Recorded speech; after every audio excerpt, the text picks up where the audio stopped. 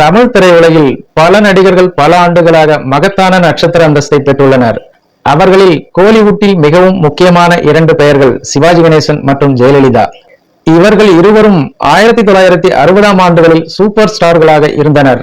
இவர்கள் இருவரும் ரசிகர்களிடமிருந்து மிகுந்த அன்பை பெற்றிருந்தனர். ஜெயலலிதா படங்களில் நடிக்க தொடங்கிய போது சிவாஜி கணேசன் ஏற்கனவே ஒரு பிரபலமான நட்சத்திரமாக இருந்த போதிலும் இவர்கள் இருவரும் ஏறக்குறைய 17 படங்களில் ஜோடியாக நடித்துள்ளனர். இந்த படங்கள் அனைத்தும் சூப்பர் ஹிட் அடித்தன மற்றும் இவர்களின் ஜோடி பார்வையாளர்களால் மிகவும் பாராட்டப்பட்டது. தற்போது இவர்களது நேர்காணல் ஒன்று சமூக வலைதளங்களில் வைரலாகி வருகிறது. அதாவது 1960ஆம் ஆண்டுகளில் சிவாஜி கணேசன் தமிழ் திரையுலகில் ஒரு பெரிய நட்சத்திரமாக இருந்தார்.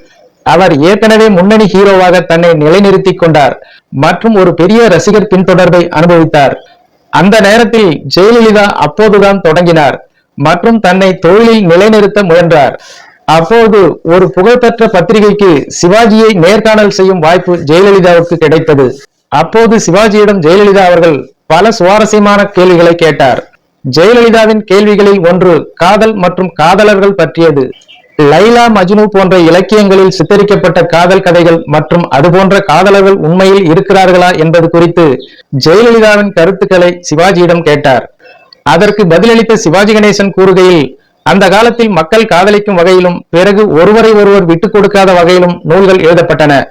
இறப்பிற்கு பிறகும் காதல் மறைவதில்லை என்பதை சொல்லவே இந்த கதைகள் உருவாக்கப்பட்டன.